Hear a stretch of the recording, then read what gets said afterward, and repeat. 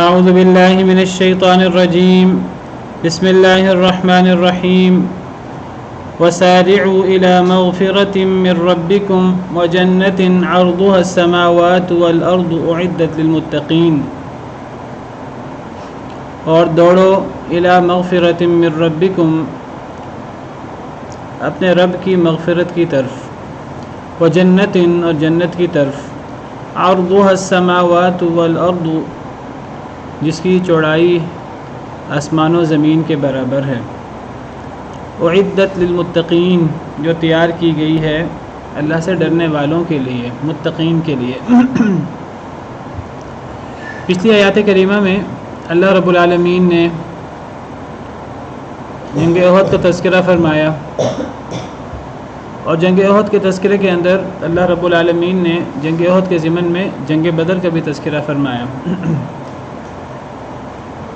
جنگ احد کے حوالے سے بعض چیزوں کی طرف اشارہ کیا ہے، تفصیل انشاءاللہ آگے آ رہی ہے، جس میں اللہ تعالیٰ نے بتایا کہ جن لوگوں نے نبی کریم صلی اللہ علیہ وسلم کے ساتھ جنگ کی اور نبی کریم صلی اللہ علیہ وسلم کو، مسلمانوں کو بڑا نقصان پہنچایا، وہ ظالم تو تھے، لیکن ابھی اللہ کی مرضی ہے کہ اللہ کی مرضی تھی اللہ انہیں ایمان کی توفیق دے دیتے، اللہ ان کی توبہ قبول کر لیتے، یا اللہ تعالیٰ ان کو ایمان کی توفیق نہ دیتے اور کفر پر ہی ان کی موت آتی۔ تو نبی صلی اللہ علیہ وسلم نے جو دعا فرمائی اور جو یہ فرمایا کہ وہ قوم کیسے کامیاب ہو سکتی ہے جو اپنے نبی کو زخمی کر دے، تو اللہ نے فرمایا کہ یہ اختیار آپ کے پاس نہیں ہے۔ اور پھر میں نے ذکر کیا کہ جو مسلمانوں کا نقصان ہوا جنگ احد میں، اگرچہ اللہ تعالیٰ نے پہلے اپنے وعدے کے مطابق فتح ہی دی تھی، پھر بعد میں نقصان ہوا، اس نقصان کی بعض وجوہات بھی میں نے کل ذکر کی تھی۔ ایک تو نبی کریم صلی اللہ علیہ وسلم نے جو 50 لوگوں کو کھڑا کیا تھا حضرت عبداللہ بن جبیر ان کی قیادت میں جبل رمات پر، تو وہ 50 لوگوں میں سے 40 لوگ وہ وہاں سے واپس آ گئے تھے، یہ کہہ کر کہ نبی صلی اللہ علیہ وسلم نے فرمایا تھا کہ فتح ہو یا شکست ہو، تم نے میرے حکم کے بغیر یہاں سے نہیں ہٹنا، لیکن انہوں نے سمجھا کہ اب فتح ہو گئی ہے، اب ہمیں یہاں رہنے کی ضرورت نہیں ہے۔ اگرچہ 10 لوگ پھر بھی وہاں ٹھہرے رہے، اور 10 لوگوں نے کہا کہ ہمیں یہاں ٹھہرنا چاہیے، نبی صلی اللہ علیہ وسلم کے حکم کے بغیر ہمیں یہاں سے نہیں ہٹنا چاہیے، لیکن باقی 40 لوگ ہٹ گئے۔ تو ایک تو نبی صلی اللہ علیہ وسلم کے حکم کی نافرمانی ہوئی، اور نمبر 2 وہ جو ہٹے 40 لوگ بھی وہ مال غنیمت لوٹنے کے لیے، تو ایک مال کی حرص۔ تو اللہ تعالیٰ نے بتایا کہ دیکھو مال کی حرص جو ہے وہ انسان کو کتنا نقصان دیتی ہے۔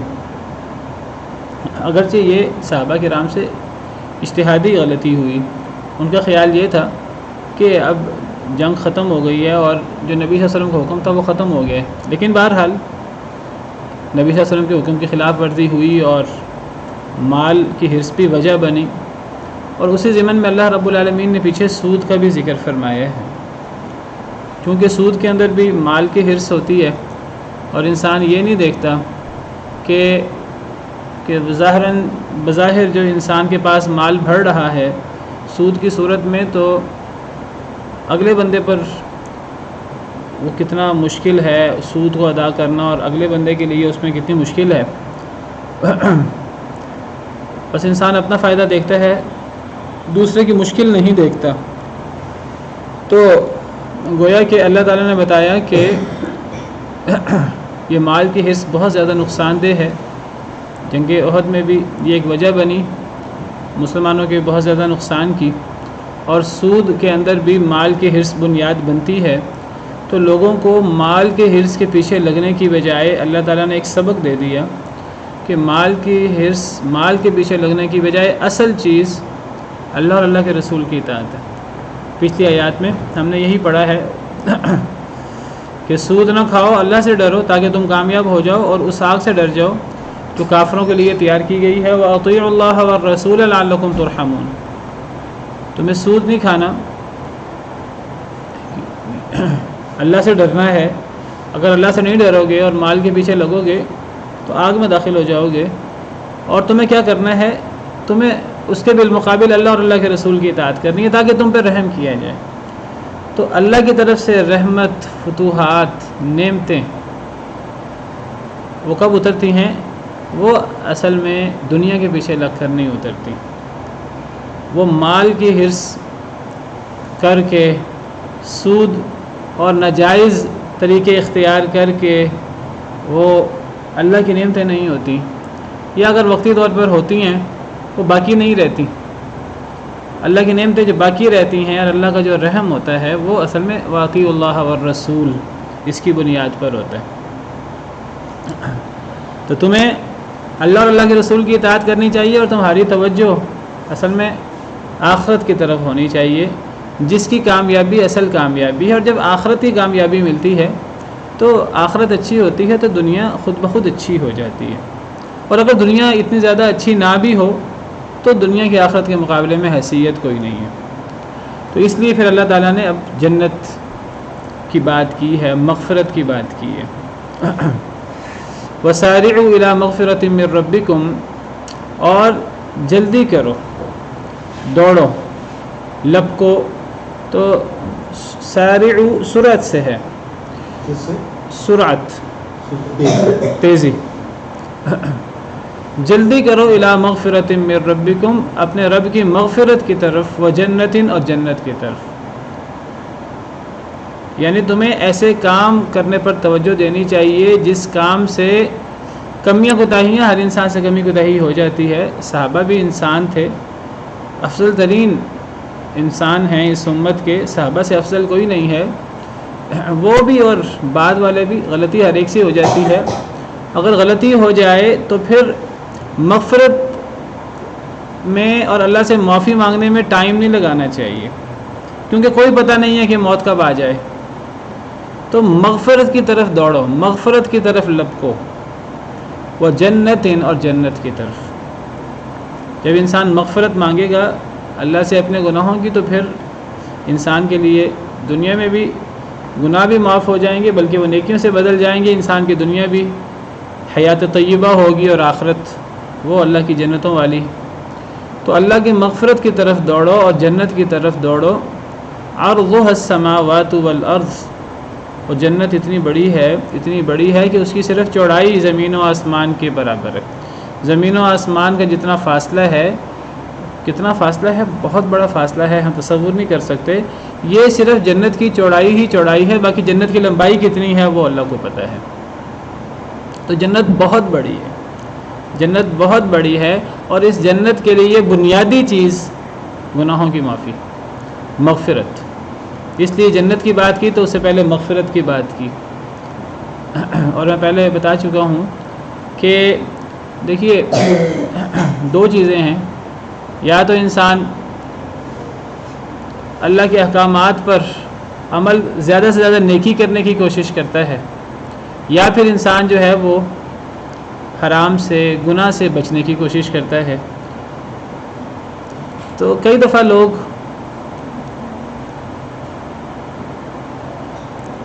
اللہ تعالیٰ کو راضی کرنے کے لیے، جنت حاصل کرنے کے لیے زیادہ سے زیادہ نیکی کرنے کی کوشش کرتے ہیں.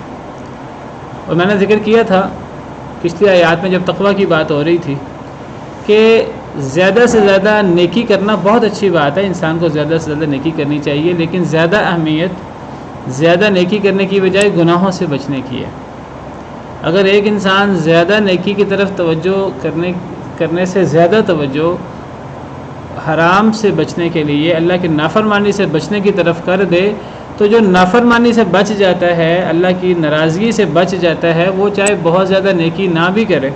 دو لوگ ہیں، ایک شخص اس سے گناہ بھی ہوتے رہتے ہیں، ساتھ وہ زیادہ سے زیادہ نیکیاں بھی کرنے کی کوشش کرتا رہتا ہے، بہت نیکیاں کرنے کی کوشش کرتا ہے. اور دوسرا شخص ہے کہ اس سے نیکیاں تو زیادہ نہیں ہوتی لیکن وہ گناہوں سے بھی بچتا ہے، وہ گناہ سے بچنے کی حتی الامکان کوشش کرتا ہے. تو ان دونوں میں سے زیادہ بہتر وہ ہے جو گناہوں سے بچنے کی کوشش کرتا ہے. آپ دیکھیے یہاں بھی وہی اصول ہے کہ اگر آپ کو جنت چاہیے اور آپ جنت حاصل کرنا چاہتے ہیں تو جنت حاصل کرنے کے لیے مغفرت کی طرف توجہ زیادہ ہونی چاہیے، استغفار کی طرف. توبہ کی طرف توجہ زیادہ ہونی چاہیے. جو کمیاں کوتاہیاں ہو گئی ہیں وہ کمیاں کوتاہیاں معاف ہو جائیں تو چاہے اعمال زیادہ نہیں بھی ہوں گے نیک اعمال تو گناہ کم سے کم ہونے چاہیے.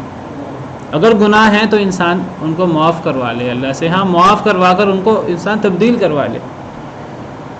الا من تاب وآمن وعمل عملا صالحا فاولئک یبدل اللہ سیئاتہم حسنات. جو رجوع کرے اللہ کی طرف, توبہ کرے, ایمان لے آئے اور نیک عمل کرے, فاولئک یبدل اللہ سیئاتہم حسنات. اللہ صرف گناہ معاف نہیں کرتے, اللہ اس کی گناہوں کو نیکیوں سے بدل دیتے ہیں. تو جنت میں جانے کے لیے اصل میں مغفرت اور استغفار. تو مغفرت کی بات کی اور جنت کی بات کی, اور جنت کتنی بڑی ہے اور کتنی شان و شوکت والی ہے, تو فرمایا کہ اس کی چوڑائی ہی زمین و آسمان کے برابر ہے. اتنی بڑی ہے جنت, اتنی بڑی ہے کہ اللہ تعالیٰ جو لوگ جنت میں جانے والے ہیں, اللہ تعالیٰ ہمیں اہل جنت میں سے کریں. ان میں سے جو کم ترین مقام والا جنتی بھی ہے تو اس کے لیے بھی اس دنیا اور اس دنیا کے 10 گنا جگہ کے برابر جنت اس کو ملے گی, جیسے احادیث مبارکہ سے پتہ لگتا ہے. اور یہ وہ شخص ہے کہ جو جنتی لوگوں میں سب سے کم درجے کا ہوگا اور جو سب سے آخر میں جنت میں جائے گا. یعنی اللہ تعالیٰ جو سب سے آخر میں جنت میں جائے گا, اللہ اسے کہیں گے کہ کیا تو اس پر راضی ہے کہ تجھے یہ دنیا اور اس دنیا کے 10 گنا کے برابر تجھے جگہ دے دی جائے. وہ بندہ حیران ہوگا کیا جنت میں اتنی جگہ باقی ہے. اللہ تعالیٰ کہیں گے جنت میں جگہ باقی ہے. تو جب ایک ادنا جنتی کے لیے اتنی بڑی جنت ہے اور اتنا بڑا مقام ہے, تو جو جنتی لوگوں کے اندر بڑے درجے والے ہیں اور جو اعلیٰ درجے والے ہیں اور جو جنت الفردوس میں جانے والے ہیں, اللہ تعالیٰ ہمیں جنت الفردوس کے وارثین میں سے کر دے. تو ان کا کتنا مقام ہوگا. اور جنت میں جانے والے تھوڑے نہیں ہیں, بہرحال بہت زیادہ ہیں. تو اللہ نے جنت بھی بہت بڑی بنائی ہے. جب اللہ نے جنت میں اہل جنت کے لیے بڑے بڑے مقام اور بہت بڑی بڑی جگہ رکھی ہے, تو اللہ نے جنت بھی بہت بڑی بنائی ہے. جنت بھی بہت بڑی بنائی ہے اور جہنم بھی بہت بڑی بنائی ہے. اگر اللہ تعالیٰ تمام مخلوقات کو جن کے بارے میں اللہ کو پتہ ہے کہ وہ جہنم میں جائیں گے, اللہ ان کو جہنم میں ڈال دیں, اور جن کے بارے میں اللہ کو پتہ ہے کہ وہ جنت میں جائیں گے, اللہ ان کو جنت میں ڈال دیں, تو دونوں خالی رہ جائیں گی, دونوں پوری نہیں ہوں گی.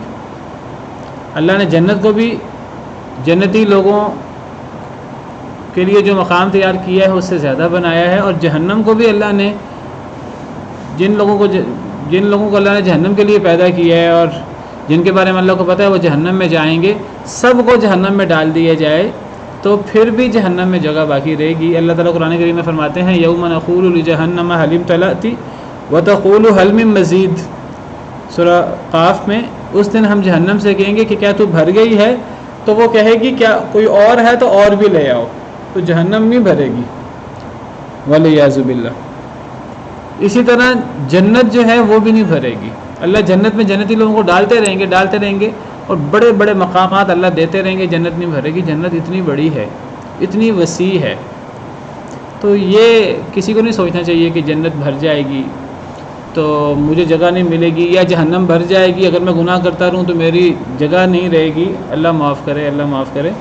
جنت میں بھی جگہ باقی ہوگی, جہنم میں بھی جگہ باقی ہوگی. جنت کے لیے اللہ تعالیٰ ایک مخلوق نئی پیدا کریں گے, اللہ تعالیٰ انہیں صرف اپنے فضل سے جنت میں بھیج دیں گے. جہنم کے لیے اللہ نئی مخلوق پیدا نہیں کریں گے, بلکہ جہنم کے لیے اللہ کیا کریں گے, اللہ اپنا قدم مبارک رکھیں گے حدیث مبارکہ کے مطابق. تو جب اللہ تعالیٰ اپنا قدم مبارک رکھیں گے جہنم میں, تو جہنم کہے گی قط قط, بس بس, اب بس ہو گئی ہے. تو اس طرح پھر جو ہے بس وہ اللہ تعالیٰ قدم مبارک رکھیں گے تو وہ جہنم کہے گی بس, اب بس ہو گئی ہے. تو اللہ تعالیٰ جہنم کے لیے مخلوق تیار نہیں کریں گے, کیونکہ وہ پھر بغیر عمل کے کسی کو جہنم میں ڈالنا بہرحال یہ تو صحیح نہیں ہے. جنت کے لیے اللہ تعالیٰ ایک نئی مخلوق تیار کریں گے, بغیر عمل کے انہیں جنت میں بھیج دیں گے. اللہ کے لیے کیا مشکل ہے, اللہ کسی کو فضل و کرم کرتے ہوئے, فضل و انعام کرتے ہوئے, بغیر حساب کتاب کے, بغیر عمل کے جنت میں بھیج دیں. تو جنت بہت بڑی ہے, بہت بڑی ہے. اس کی صرف چوڑائی زمین و آسمان کے برابر ہے، اور یہ ہے کس کے لیے؟ اعدت للمتقین، یہ تیار کی گئی ہے متقی لوگوں کے لیے، اللہ سے ڈرنے والوں کے لیے۔ بس 7 آسمان اور زمین، 7 زمینیں بھی اس میں۔ بس یہ فرمایا ہے کہ زمین و آسمان کی جو چوڑائی ہے، تو آسمان و زمین کا جو خلا ہے ان کی چوڑائی، ان کے برابر جنت کی چوڑائی ہے۔ بس ہمیں تو یہ بھی نہیں پتہ زمین و آسمان کا خلا کتنا ہے۔ یعنی دیکھیے انسان کا، اگر انسان نے یہ سوچنا ہے کہ جی سب سے بڑا فاصلہ کیا ہے، تو انسان زیادہ سے زیادہ، انسان کی سوچ یہاں تک جا سکتی ہے کہ زمین و آسمان کے برابر، تو صرف جنت کی صرف چوڑائی ہی زمین و آسمان کے برابر ہے۔ اب یہاں ویسے لفظ السماوات ہے،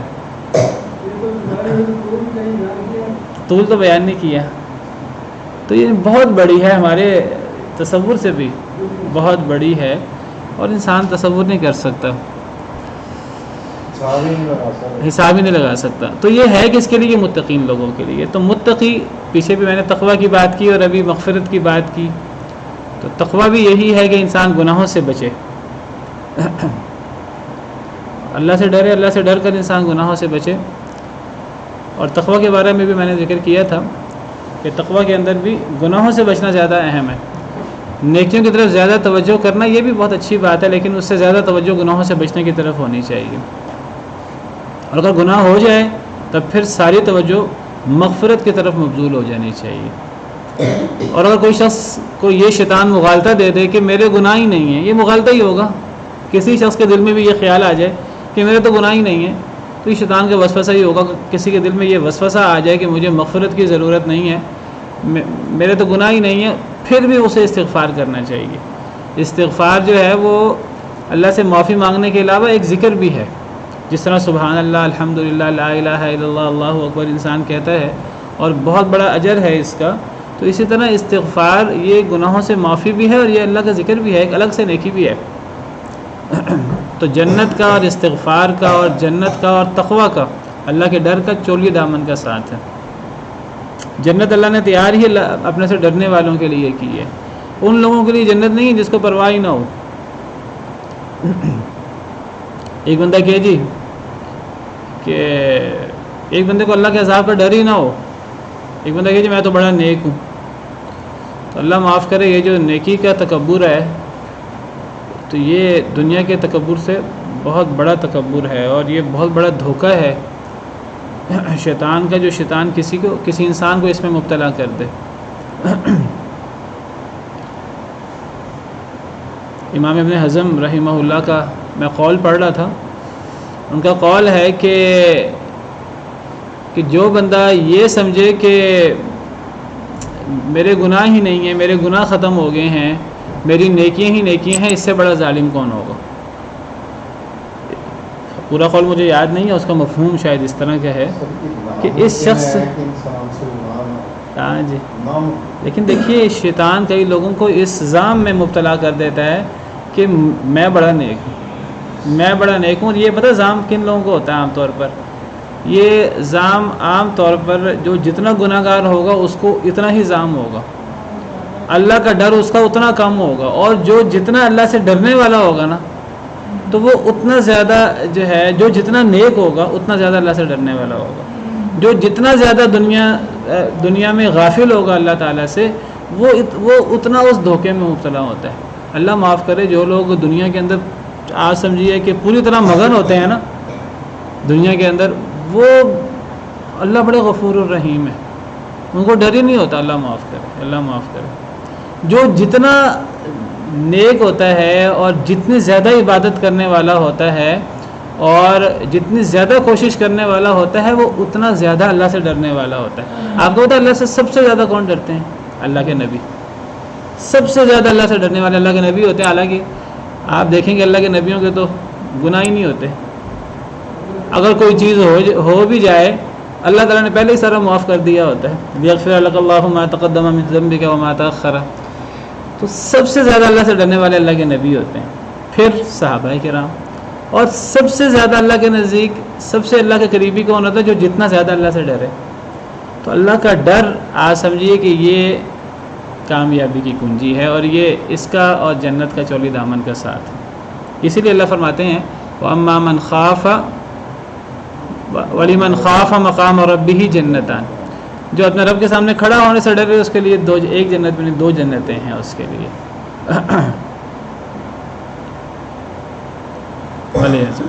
تو جنت متقی لوگوں کے لیے تیار کی گئی ہے۔ متقی لوگ کون ہوتے ہیں؟ متقی لوگوں کی صفات اللہ نے بیان فرمائی ہیں، بہت ساری صفات ہیں لیکن بڑی بڑی اہم نمایاں صفات۔ الذین ينفقون فی السراء والضراء والکاظمین الغیظ والعافین عن الناس، وہ لوگ جو خرچ کرتے ہیں خوشی میں بھی اور تنگی میں بھی۔ خرچ کرنا اللہ کو بڑا ہی محبوب ہے، بہت بڑی نیکی ہے خرچ کرنا۔ زکوٰۃ، صدقہ، جہاں بھی نماز کا ذکر ہے وہاں کو زکوٰۃ کا ذکر ملے گا، فرضی صدقہ، پھر نفلی صدقہ۔ تو زکوٰۃ اور صدقات، انفاق فی سبیل اللہ، جتنا اس میں خلوص ہو، موت کے وقت انسان کو صدقہ یاد آئے گا۔ مرتے وقت انسان تمنا کرے گا کاش کہ تھوڑی سی مہلت مل جائے، میں صدقہ کر لوں۔ وَأَنفِقُوا مِمَّا رَزَقْنَاكُم مِّن قَبْلِ أَن يَأْتِيَ أَحَدَكُمُ الْمَوْتُ فَيَقُولَ رَبِّ لَوْلَا أَخَّرْتَنِي إِلَىٰ أَجَلٍ قَرِيبٍ فَأَصَّدَّقَ وَأَكُن مِّنَ الصَّالِحِينَ۔ موت آنے سے پہلے خرچ کر لو، یہ نہ ہو تم میں سے کسی ایک کو موت آ جائے پھر وہ کہے اے اللہ تھوڑی سی مہلت دے دے کہ میں صدقہ کر لوں، میں وصیت کر دوں کہ میرا فلاں مال جو ہے نا وہ اللہ کی راہ میں کر دیا جائے۔ بھائی تھوڑی سی مہلت چاہیے۔ پوری زندگی انسان کو 70 سال کی مہلت ملی ہوتی ہے، 80 سال کی انسان کو یاد نہیں آتا۔ مرتے وقت انسان کہتا ہے کاش کہ تھوڑی سی مہلت مل جائے، اللہ معاف کرے۔ جس نے کرنا ہوتا ہے زندگی میں کر دیتا ہے، اور انسان کو نہیں پتہ میری زندگی کتنی ہے۔ انسان کو ہر وقت موت کے لیے تیار رہنا ہے، اور جو ہر وقت موت کے لیے تیار ہوتا ہے وہ زندگی کے اندر وہ وصیت کرتا ہے، وہ زندگی کے اندر وصیت کیا کرنی ہے وہ دے دیتا ہے زندگی کے اندر، اور اس کو پتہ ہے کہ میں نے جو دے دیا ہے اصل میں نے وہ محفوظ کر لیا اپنے لیے۔ ورنہ جو انسان چھوڑ دیتا ہے وہ تو انسان کا ہوتا ہی نہیں۔ انسان سمجھتا ہے میں اپنے لیے چھوڑوں، وہ انسان کا نہیں ہوتا، وہ انسان کے ورثاء کا ہوتا ہے۔ اللہ معاف کرے۔ انسان کا مال تو وہ جو انسان نے کھایا اور وہ ہضم ہو گیا، انسان نے پہنا اور بوسیدہ کر دیا، یا انسان نے صدقہ کر دیا اور محفوظ کر لیا۔ تو انفاق کا ذکر ہے، انفاق بہت بڑی نیکی ہے، اور قرآن کریم میں جگہ جگہ آپ کو ملے گا یہ کہ موت آنے سے پہلے صدقہ کر لو، موت آنے سے پہلے انفاق کر لو۔ اور اللہ تعالیٰ نے انفاق کے بارے میں فرمایا ہے کہ 700 گنا اور اس سے بھی زیادہ۔ اس کے اللہ نے مثال پیش کی ہے، مثل الذین ينفقون اموالهم فی سبیل اللہ کمثل حبۃ انبتت 7 سنابل فی کل سنبلۃ 100 حبۃ۔ 700 گنا، یہ مثال اللہ تعالیٰ نے اور اعمال کی اس ڈیٹیل کے ساتھ نہیں بیان فرمائی، یہ دنیا کے اندر۔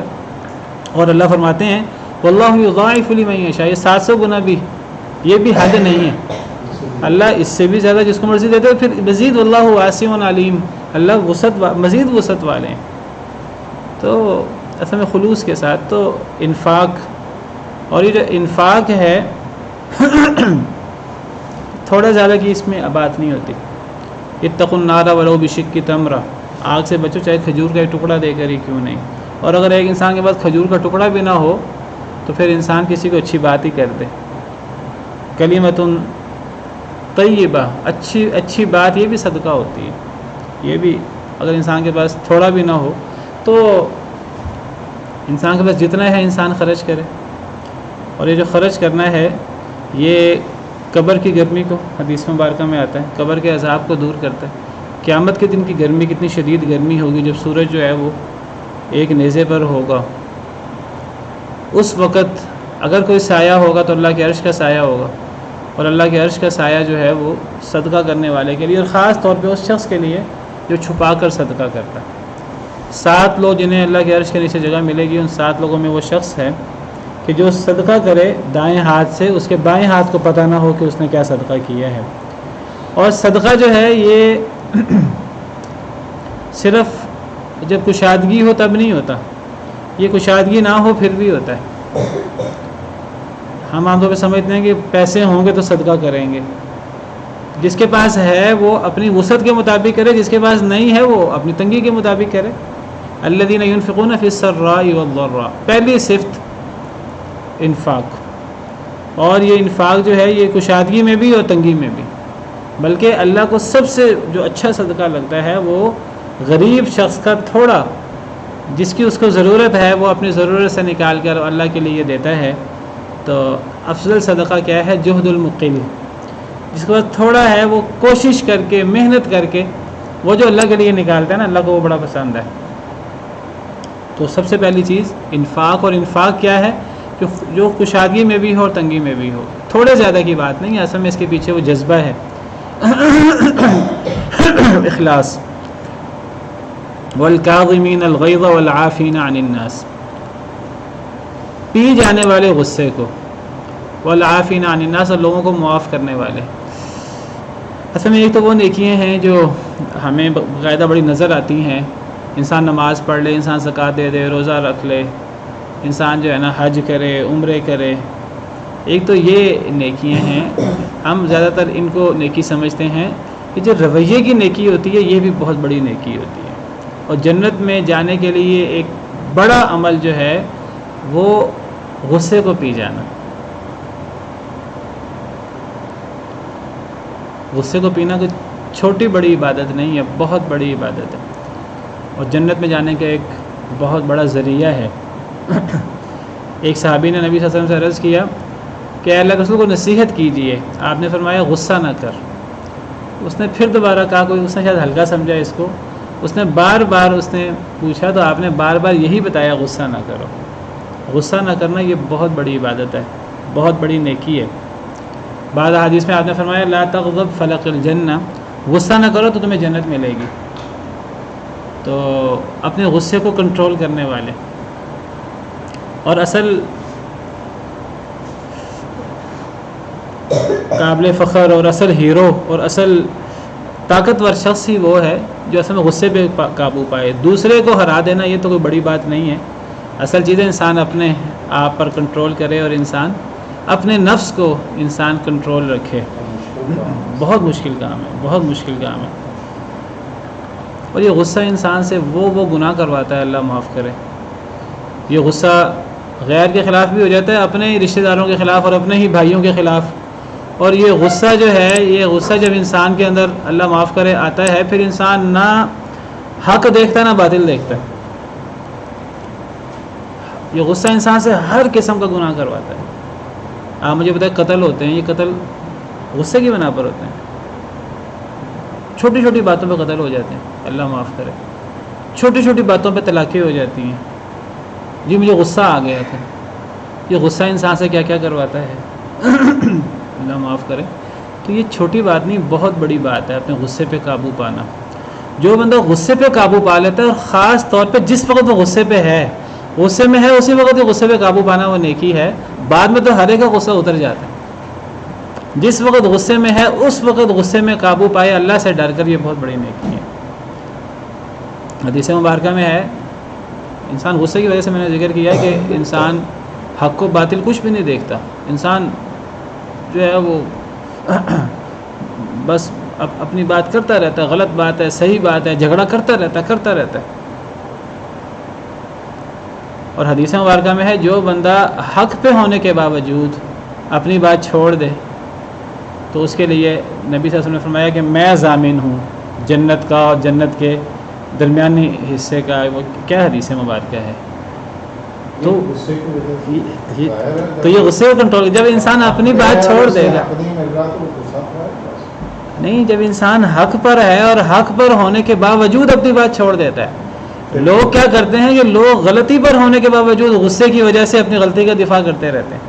اور یہ شخص جو ہے وہ اللہ سے ڈر کر اللہ کو راضی کرنے کے لیے، یہ شخص جو ہے وہ حق پر ہونے کے باوجود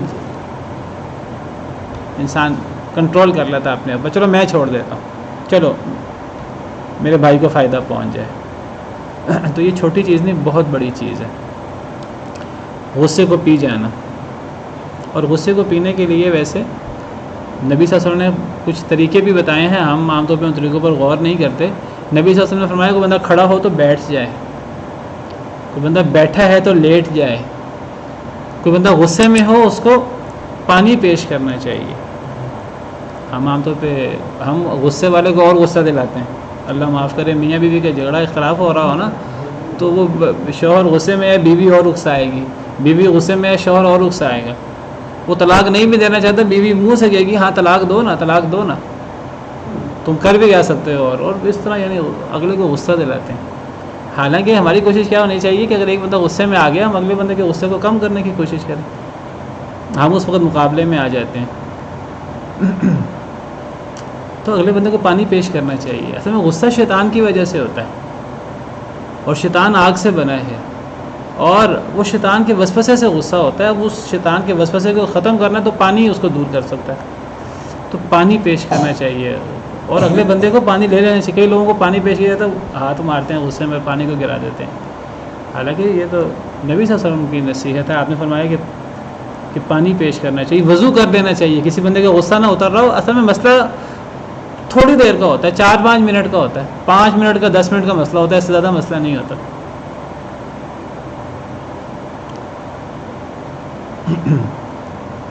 اور آپ نے فرمایا کہ جب غصہ آئے تو کوئی بندہ اس کو کہو کہ اعوذ باللہ پڑھے، اعوذ باللہ من الشیطان الرجیم۔ آپ نے فرمایا مجھے ایک بندے کو آپ نے دیکھا غصے میں، آپ نے فرمایا میں ایک ایسا کلمہ جانتا ہوں کہ اگر یہ کلمہ یہ شخص ادا کرے اس کا غصہ اتر جائے گا۔ تو آپ نے فرمایا کہ یہ شخص اگر اعوذ باللہ من الشیطان الرجیم پڑھ لے، اصل میں جو بندہ غصے کے وقت اعوذ باللہ پڑھے گا نا، اللہ کا اس کے ذہن میں آئے گا تصور، تو اس کا مطلب ہے کہ پھر وہ اللہ سے ڈر کر اس کو اپنا غصہ چھوڑ دینا چاہیے۔ تو بہرحال غصے پہ قابو پانا بہت، شیطان کوئی اور ہے، شیطان اور شیطان کے وسوسے، شیطان اور شیطان کی چیرے چانٹے بہت سارے ہیں، اور ایک خنزب بھی ہے۔ والعافین عن الناس، اور لوگوں کو معاف کر دینا، لوگوں کو معاف کر دینا ویسے یہ بھی جو ہے وہ غصے پر قابو پانا کے اندر ہی یہ چیز بھی آ جاتی ہے۔ تو یہ چیزیں ہم بعض دفعہ ان کو اتنی اہمیت نہیں دیتے، ہم بعض دفعہ کوئی باقاعدہ بظاہر کوئی ہم عمل کریں اس کو اہمیت دیتے ہیں کہ جی کوئی نماز پڑھ لیں، زکوٰۃ دے دیں، کوئی صدقہ خیرات کر لیں، کوئی حج عمرہ کر لیں، لیکن یہ جو اعمال ہیں لوگوں کو معاف کر دینا اور غصے پر قابو پانا، اخلاق کا مظاہرہ کرنا، یہ اخلاق والا شخص تو حدیث مبارکہ میں آتا ہے کہ قیامت کے دن سب سے زیادہ اگر کوئی وزن ہوگا کسی شے کا تو وہ حسن اخلاق کا ہوگا۔ ما من شیء اثقل فی میزان العبد المؤمن یوم القیامت من حسن خلق، حسن خلق سے بڑھ کر انسان کے میزان میں قیامت کے دن اس سے بڑھ کر کوئی چیز نہیں ہوگی۔ یہ جو حسن خلق والے لوگ ہیں، لوگوں سے اچھے انداز سے ملنے والے، معاف کرنے والے، بڑے بڑے لوگ اعمال کر کے آئیں گے، بڑے بڑے اعمال کر کے آئیں گے، لیکن وہ پیچھے رہ جائیں گے، کیونکہ ان کے اعمال ان کے اپنے لیے نہیں ہوں گے، ان کے اعمال تو دوسروں کے لیے ہوں گے، جن کو انہوں نے برا بلا کہا ہوگا، جن کو انہوں نے گالیاں نکالی ہوں گی، جن کی انہوں نے غیبتیں کی ہوں گی، اللہ معاف کرے، جن پر ظلم زیادتی کی ہوگی، کسی کی چوری، کسی کا ڈاکہ مارا ہوگا، تو وہ ساری نیکیاں تو دوسروں کو مل جائیں گی، اللہ معاف کرے۔ اور اچھے وہ رہیں گے جو اچھے اخلاق والے ہیں، جو دوسرے کو نہ ہاتھ سے نقصان پہنچاتے ہیں، نہ دوسرے کو زبان سے ضرر دیتے ہیں، دوسرے لوگ ان کے ہاتھ سے، ان کے زبان سے محفوظ ہے۔ المسلم من سلم المسلمون من لسانہ و یدہ۔ آپ کچھ کہنے لگے تھے؟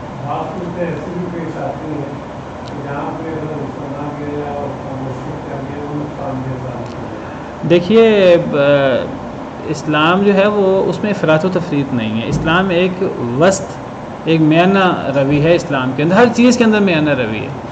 کئی جگہ پر غصہ، یعنی عام طور پہ انسان غصہ کرتا ہے تو زیادہ غصہ کرتا ہے، غصے کی زیادتی محمود نہیں ہے، ناپسندیدہ ہے، وہاں انسان کو کنٹرول کرنا چاہیے۔ کئی جگہوں پر انسان غصہ نہیں کرتا، اس کو غصہ کرنا چاہیے، اور جہاں انسان غصہ نہ کرے اور اسے غصہ وہاں کرنا چاہیے، اسے پھر بے غیرتی کہتے ہیں۔ بے غیرتی بھی تو ایک قابل مذمت صفت ہے۔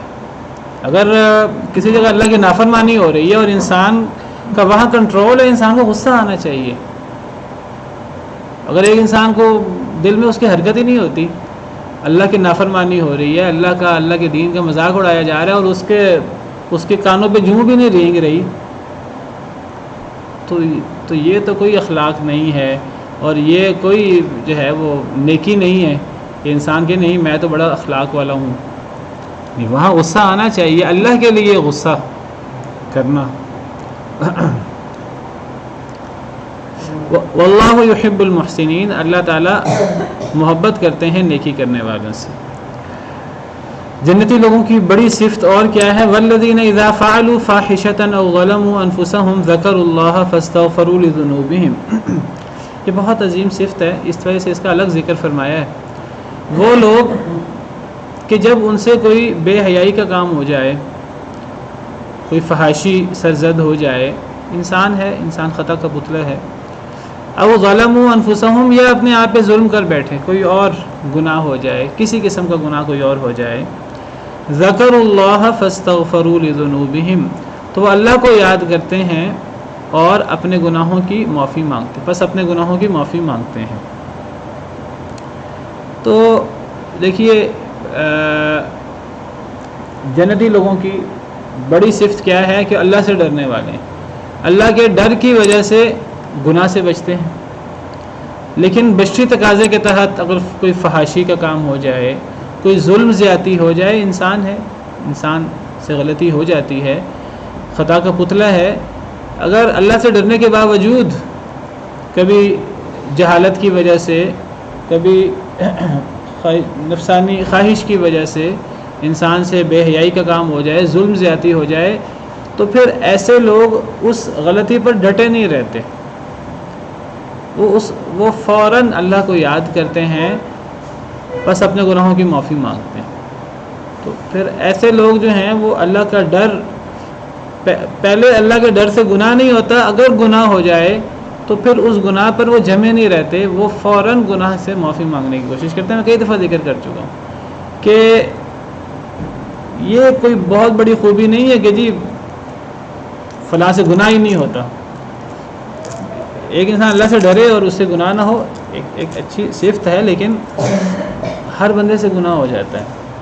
اصل چیز یہ نہیں ہے گناہ نہ ہو، اصل چیز یہ ہے اگر گناہ ہو جائے انسان توبہ کر لے، انسان اس غلطی پر ڈٹا نہ رہے. سیدنا آدم علیہ السلام اللہ کے نبی ہیں، ان سے بھی غلطی ہو گئی، درخت کا پھل کھا لیا، غلطی شیطان سے بھی ہوئی. فرق کیا ہے؟ فرق یہ ہے کہ آدم علیہ السلام نے اللہ سے معافی مانگ لی. جب اللہ سے معافی مانگ لی تو معافی مانگنے سے صرف وہ غلطی ختم نہیں ہوتی، وہ لغزش صرف وہ معاف نہیں ہوتی، بلکہ اللہ تعالیٰ اسے نیکی سے بدل دیتے ہیں، اسے معاف بھی کر دیتے ہیں، اسے نیکی سے بھی بدل دیتے ہیں. اور اللہ تعالیٰ نے جو پہلا مقام ہوتا ہے اس مقام سے بڑھ کر مقام دیتے ہیں. ثم اجتباہ ربہ فتاب علیہ وہدی، اللہ نے پھر چن لیا انہیں، اللہ نے رجوع فرمایا اور اللہ نے ہدایت دی. تو اگر بے حیائی ہو جائے یا اپنے آپ پہ ظلم زیادتی ہو جائے، ذکر اللہ، اللہ کو یاد کرتے ہیں، فاستغفروا لذنوبہم، پس اپنے گناہوں کی معافی مانگتے ہیں. اصل میں شیطان کا ایک بہت بڑا وسوسہ یہ ہے کہ ایک تو شیطان اپنی طرح، شیطان نے سے بھی خود یہ غلطی ہوئی، شیطان اب دوسروں سے یہ غلطی کرواتا ہے. ایک تو غلطی ہو جاتی ہے، پھر شیطان سے غلطی ہوئی، شیطان اللہ کی رحمت سے مایوس ہو گیا. اب شیطان یہی کام کرتا ہے دوسروں سے، پہلے دوسروں سے گناہ کرواتا ہے، جب گناہ ان سے ہو جاتا ہے، بڑا گناہ کروا دیتا ہے، زیادہ گناہ کروا دیتا ہے، تو پھر شیطان کہتا ہے کہ جی اب تمہارا گناہ معاف نہیں ہوگا. اور جو بندہ اللہ کی رحمت سے مایوس ہو جائے، اللہ معاف کرے، تو یہ تو کفر ہے. اللہ تعالیٰ تو بڑے سے بڑا گناہ معاف کر دیتے ہیں. کفر، ہاں جی، شیطانی کام ہے اللہ کی رحمت سے مایوس ہونا. انہ لا یأس من روح اللہ الا القوم الکافرون، اللہ کی رحمت سے نا امید صرف کافر لوگ ہوتے ہیں. بڑے سے بڑا گناہ ہو جائے انسان کو اللہ کی رحمت سے مایوس نہیں ہونا چاہیے. اسی لیے ہم نے پیچھے پڑھا 30 پارے کے آخر میں کہ کفر کی بھی توبہ قبول ہو جاتی ہے، شرک کی بھی توبہ قبول ہو جاتی ہے. زندگی کے اندر مرنے سے پہلے اگر ایک انسان توبہ کر لے، شرک کی بھی توبہ ہو جاتی ہے. ایک انسان مرتد ہو جائے، ہم نے پڑھا، اس کی بھی توبہ قبول ہو جاتی ہے. اس سے بڑا گناہ کیا ہو سکتا ہے؟ قتل کی بھی توبہ قبول ہو جاتی ہے. تو اللہ تو ہر ایک انسان کے گناہ آسمان کے برابر پہنچ جائیں، اللہ سے رجوع کرے. اللہ کو معاف کرنے میں کوئی پرواہ نہیں ہوتی، کوئی ٹائم نہیں لگتا اللہ کو معاف کرنے میں. اللہ فرماتے ہیں کہ اگر ایک بندے کے گناہ زمین و آسمان کے خلا کے برابر ہو جائے، میں معاف کر دیتا ہوں، مجھے کوئی پرواہ نہیں ہوتی. کوئی اللہ سے معافی مانگ کر تو دیکھے. قل یا عبادی الذین اسرفوا علی انفسہم لا تقنطوا من رحمت اللہ. اللہ فرماتے ہیں ومن یغفر الذنوب الا اللہ، اور کون گناہوں کو معاف کر سکتا ہے سوائے اللہ کے، اور ہے کون جو گناہوں کو معاف کرے؟ اللہ ہی ہے جو گناہوں کو معاف کرتے ہیں۔ وَلَمْ يُصِرُّوا عَلَى مَا فَعَلُوا وَهُمْ يَعْلَمُونَ، اور یہ لوگ اصرار نہیں کرتے اوپر اس کے جو انہوں نے کیا اور وہ جانتے ہیں، جانتے بوجھتے پھر اصرار نہیں کرتے۔ یعنی وہ گناہ معاف ہوتا ہے جس گناہ کی توبہ کرتے وقت انسان سچے دل سے توبہ کرے، ایسی توبہ کرے کہ دوبارہ انسان سے وہ گناہ نہ ہو۔ ورنہ اگر انسان توبہ کرے، کچی پکی توبہ کرے، پھر انسان سے گناہ ہوتا رہے، پھر انسان توبہ کرے، پھر گناہ ہوتا رہے، تو ایسی توبہ صحیح توبہ نہیں ہوتی۔ اصل چیز ہے توبۃ نصوح، یا ایھا الذین آمنوا توبوا الی اللہ توبۃ نصوحا، اور توبۃ نصوح وہ ہوتی ہے جو سچی توبہ ہوتی ہے، جو سچے دل سے انسان توبہ کرتا ہے، اور جو سچے دل سے توبہ ہوتی ہے پھر انسان وہ پکی توبہ کرتا ہے، اور انسان پھر وہ اس گناہ سے اپنے آپ کو حتی الامکان بچاتا ہے۔ باقی میں آپ کو یہ بتا دوں کہ بعض دفعہ توبۃ النصوح انسان کرتا ہے، سچی توبہ کرتا ہے، پھر بشری تقاضے کے تحت انسان سے وہی غلطی ہو جاتی ہے۔ اگر انسان نے سچی توبہ کی ہے، توبۃ النصوح کی ہے، جس وقت توبہ کی ہے اس وقت اس کا پختہ ارادہ تھا کہ میں نے آئندہ یہ کام نہیں کرنا، پھر اگر بشری تقاضے کے تحت دوبارہ انسان سے وہ کام ہو جائے تو انسان کو دوبارہ توبہ کر لینی چاہیے۔ شیطان پھر انسان سے کہتا ہے نہیں اب تو تمہاری توبہ قبول نہیں ہوگی، نہیں، انسان کو دوبارہ توبہ کر لینی چاہیے، توبۃ النصوح کرنی چاہیے۔ توبۃ النصوح کا فائدہ ہوتا ہے ایسی توبہ جس میں توبہ کرتے وقت انسان دل میں سوچ رہا ہو کہ جی کہ مجھ سے کون سا رکا جانا ہے، میں پھر کر لوں گا، وہ توبہ نہیں ہوتی۔ ہاں، جب توبہ کرتے وقت انسان اگر سچے دل سے توبہ کر رہا ہے تو اگر دوبارہ انسان سے عمل سرزد ہو جائے تو نبی صلی اللہ علیہ وسلم نے فرمایا کہ انسان کو توبہ کرتے رہنے چاہیے۔ اللہ تعالیٰ اس وقت تک نہیں تھکتے جب تک تم نہ تھک جاؤ۔ ان اللہ لا یمل حتی تملوا، اللہ معاف کرتے کرتے تھکیں گے نہیں جب تک تم توبہ کرتے کرتے تھک نہ جاؤ۔ جو بندہ توبہ کرنے سے تھک جائے پھر ٹھیک ہے، پھر اللہ بھی معاف نہیں کریں گے۔ ایک انسان کو کبھی توبہ کرنے سے نہیں تھکنا چاہیے۔ اگر ایک انسان توبہ کرنے سے نہیں تھکتا، اللہ کبھی معاف کرنے سے نہیں تھکتے، بلکہ جب انسان توبہ کرتا ہے اللہ تعالیٰ سے تو یہ توبہ کرنا بہت بڑی نیکی ہے، بہت بڑی نیکی ہے۔ اتنی بڑی نیکی ہے، حدیث مبارکہ میں آتا ہے کہ اگر کوئی ایسے لوگ ہوں جو گناہ ہی نہ کریں تو اللہ ایسے لوگوں کی جگہ پر ایسے لوگ لے آئیں گے جو گناہ کریں اور گناہ کر کے اللہ سے توبہ کریں۔ کیونکہ جب انسان سے گناہ ہوتا ہے اور انسان گناہ کر کے توبہ کرتا ہے تو پھر اللہ کی صفت تواب کا اظہار ہوتا ہے، اور جب انسان توبہ کرتا ہے تو توبہ کے اندر اصل میں در حقیقت یہ دعا ہے، اور اس دعا کے اندر انسان اللہ کو جب یہ باور کراتا ہے اور جب اللہ کے سامنے اس بات کا اظہار کرتا ہے کہ اے اللہ میں عاجز ہوں، میں خطا کار ہوں، میں خطا کا پتلا ہوں، اور اے اللہ تعالیٰ تو کامل ہے، اور اے اللہ میری ان خطاؤں کو معاف کرنے والا کون ہے تیرے علاوہ، یہ اصل میں بہت بڑا عمل ہے۔ جب اس جذبے سے انسان توبہ کرتا ہے، خاص طور پہ جب انسان توبہ کرتے وقت اللہ سے یہ کہتا ہے نا وَلَا يَغْفِرُ الذُّنُوبَ إِلَّا أَنْتَ، اے اللہ آپ کے علاوہ میرا ہے کون جو گناہوں کو معاف کرے، تو پھر ایسے شخص کی تو اللہ توبہ قبول کیے بغیر رہتی ہی نہیں ہے۔ اللہ ایسے شخص کی توبہ ضرور قبول کرتے ہیں جو یہ بات کہے کہ اے اللہ میرا تیرے علاوہ ہے کون جو گناہوں کو معاف کرے۔ تو توبہ کرتے وقت یہ تصور ذہن میں ہونا چاہیے کہ ٹھیک ہے مجھ سے غلطی ہو گئی ہے، مجھ سے غلطی نہیں ہونی چاہیے، میں انسان ہوں، خطا کار ہوں، اگر غلطی ہو گئی ہے میرا رب ہے جو مجھے معاف کر سکتا ہے۔ یہ تصور انسان کے ذہن میں آ جائے تو یہ بڑا مبارک تصور ہے۔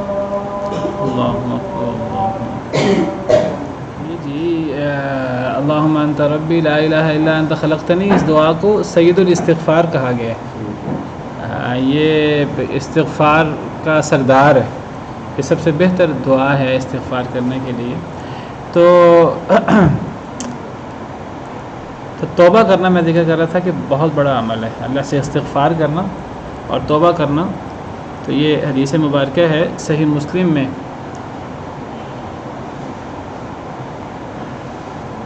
نبی صلی اللہ علیہ وسلم نے فرمایا والذی نفسی بیدہ لو لم تذنبوا لذهب اللہ بکم، اس ذات کی قسم جس کے ہاتھ میں میری جان ہے، اگر تم گناہ ہی نہ کرو تو اللہ تمہیں لے جائے۔ وَلَجَاءَ بِقَوْمٍ يُذْنِبُونَ فَيَسْتَغْفِرُونَ اللَّهَ فَيَغْفِرُ لَهُمْ، اللہ اس قوم کو لے آئے جو گناہ کریں، غلطی کریں، پھر وہ اللہ سے استغفار کریں تو اللہ انہیں معاف کرے۔ اصل میں جب اللہ معاف کرتے ہیں تو اس سے اللہ کی صفت تواب ظاہر ہوتی ہے۔ بہرحال اس سے مراد یہ نہیں ہے کہ اگر ایک انسان گناہ ہی نہ کرے تو وہ زیادہ افضل ہے۔ اصل میں غلطی ہر انسان سے ہو جاتی ہے، تو غلطی کر کے انسان کو فوراً غلطی کی معافی مانگ لینی چاہیے۔ اور یہ حدیث دیکھیے، یہ متفق علیہ حدیث ہے، اور دیکھیے کہ اللہ تعالیٰ کتنے غفور الرحیم ہے، اور اللہ کو انسان کی توبہ کتنی پسند ہے۔ یہ ویسے صحیح مسلم کی حدیث ہے، لیکن یہ حدیث صحیح بخاری میں بھی ہے۔ صحیح حدیث ہے کہ نبی صلی اللہ علیہ وسلم نے فرمایا، اور حدیث قدسی ہے، نبی صلی اللہ علیہ وسلم نے فرمایا کہ اللہ فرماتے ہیں اذنب عبد ذنبا، اللہ فرماتے ہیں، حدیث قدسی ہے کہ ایک بندے نے گناہ کیا، فقال، پھر اس نے کہا اللہم اغفر لی ذنبی، اے اللہ میرا گناہ معاف کر دے۔ فقال تبارک و تعالی، تو اللہ نے جواب میں فرمایا اذنب عبدی ذنبا فعلم ان له ربا یغفر الذنب ویأخذ بالذنب۔ جب بندے نے کہا نا اللہم اغفر لی ذنبی، تو اللہ نے جواب میں، اللہ بڑے خوش ہوئے، اللہ نے جواب میں فرمایا کہ میرے بندے سے گناہ ہو گیا، لیکن وہ جانتا ہے کہ اس کا رب ہے جو گناہ معاف کر سکتا ہے، جو گناہ کی پکڑ کر سکتا ہے۔ اللہ خوش ہوتے ہیں جب بندہ کہتا ہے اللہم اغفر لی ذنبی۔ اللہ تعالیٰ کہتے ہیں کہ میرے اس بندے کو یہ تو پتہ ہے اس کا کوئی رب ہے جو اسے گناہ کی پکڑ کر سکتا ہے، تو گناہ بھی معاف کر سکتا ہے۔ اچھا، ثم عاد، اس بندے سے دوبارہ غلطی ہو جاتی ہے، فاذنب، دوبارہ وہ غلطی کرتا ہے، دوبارہ گناہ کرتا ہے، فقال، تو اللہ فرماتے ہیں، تو وہ کہتا ہے یہ بندہ دوسری دفعہ غلطی کر کے ای ربی اغفر لی ذنبی، میرا گناہ معاف کر دے۔ فقال تبارک و تعالی، تو اللہ تبارک و تعالی فرماتے ہیں عبدی اذنب ذنبا، میرے بندے نے گناہ کیا، فعلم ان له ربا یغفر الذنب ویأخذ بالذنب، وہ جانتا ہے کہ اس کا رب ہے جو اس کے گناہ کو معاف کر سکتا ہے اور جو گناہ کی پکڑ بھی کر سکتا ہے۔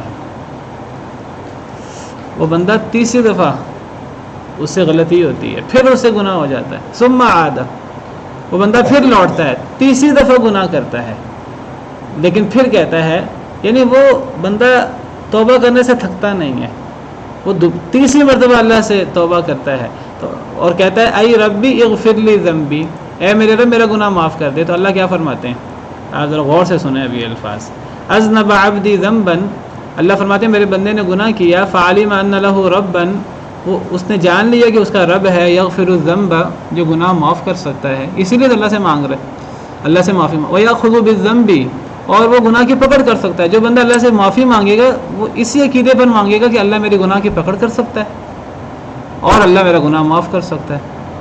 اللہ فرماتے ہیں اس بندے کو اعمل ما شئت فقد غفرت لک، تو اب جو مرضی کر لے میں نے تجھے معاف کر دیا ہے۔ کتنی بڑی سعادت کی بات ہے، لیکن یہ سعادت کس بندے کو حاصل ہوتی ہے؟ یہ ذکر اللہ فاستغفروا لذنوبہم، یہ صحیح بخاری کی بھی ہے، صحیح مسلم کی بھی، یہ صحیح مسلم کے حدیث نمبر، قال عبد الاعلی لا ادری اقال فی الثالثہ او الرابعہ، یہ جو اللہ تعالیٰ فرماتے ہیں کہ تو جو چاہے اب کر لے میں نے تجھے معاف کر دیا ہے، یہ تیسری مرتبہ اللہ فرماتے ہیں، یہ چوتھی مرتبہ۔ مطلب اس حدیث مبارکہ کا یہ ہے کہ انسان کو کبھی توبہ کرتے ہوئے انسان کو شرم نہیں آنی چاہیے کہ میں اب اللہ سے کتنی دفعہ توبہ کروں۔ یہ انسان کو اگر شرم آئے گی تو شیطان کا وسوسہ ہوگا۔ توبہ انسان کو سچے دل سے کرنی چاہیے، لیکن غلطی دوبارہ ہو جائے انسان دوبارہ توبہ کر لے۔ یہ صحیح مسلم کے حدیث نمبر 2758 2758، صحیح بخاری میں بھی ہے یہ تو 58۔ لیکن یہ کب ہے؟ جب انسان اللہ سے استغفار کرے اور انسان یہ سمجھے کہ اللہ کے علاوہ ہے کون گناہ کو معاف کرنے والا۔ تو اللہ فرماتے ہیں اولئک جزاؤہم مغفرۃ من ربہم، یہی وہ لوگ ہیں جن کا بدلہ یہ ہے کہ ان کو ان کے رب کی طرف سے مغفرت ملتی ہے، وجنات، اور باغات، تجری من تحتها الانہار، جن کے نیچے سے نہریں بہتی ہیں، خالدین فیہا، جن میں وہ ہمیشہ ہمیشہ رہیں گے، ونعم اجر العاملین، اور کتنا اچھا اجر ہے عمل کرنے والوں کا۔ تو اللہ فرماتے ہیں کہ یہ جو لوگ ہیں، یہ انفاق کرنے والے، کشادگی میں اور تنگی میں اور گناہوں کو اور غصے کو پی جانے والے، لوگوں کو معاف کرنے والے، اور غلطی ہو جائے تو توبہ کرنے والے، اللہ فرماتے ہیں ان لوگوں کا بدلہ مغفرت ہے اللہ کی طرف سے اور باغات ہیں جن میں وہ ہمیشہ ہمیشہ رہیں گے۔ اور اللہ نے فرمایا کتنا اچھا اجر ہے عمل کرنے والوں کا، یہ جو جنت کا بدلہ ملے گا اور مغفرت کا بدلہ ملے گا یہ عمل کرنے والوں کو ملے گا، یہ خواہش سے نہیں ملے گا۔ کتنا اچھا اجر ہے عمل کرنے والوں کو، اس کے لیے عمل کرنے پڑیں گے، جن کا اوپر ذکر آیا وہ اعمال اور دیگر اعمال۔ تو جنت خواہشوں سے، اور جنت جو ہے نا وہ صرف سوچ و بچار سے، خواہش کرنے سے اور دل میں خواہش بٹھانے سے نہیں مل جاتی۔ جنت کے لیے عمل کرنا پڑتا ہے۔ باقی یہ بات ٹھیک ہے کہ انسان عمل کرتا ہے اور پھر عمل کے نتیجے میں اللہ کی رحمت جوش میں آتی ہے اور جنت اللہ کی رحمت سے ملتی ہے۔ عمل صرف عمل سے نہیں ملتی، لیکن اللہ کی رحمت جوش میں آنے کے لیے انسان کو عمل کرنا ہوتا ہے، تو عمل کے بغیر جنت نہیں ملتی۔ سبحان ربک رب العزت عما یصفون وسلام علی المرسلین والحمد للہ رب العالمین۔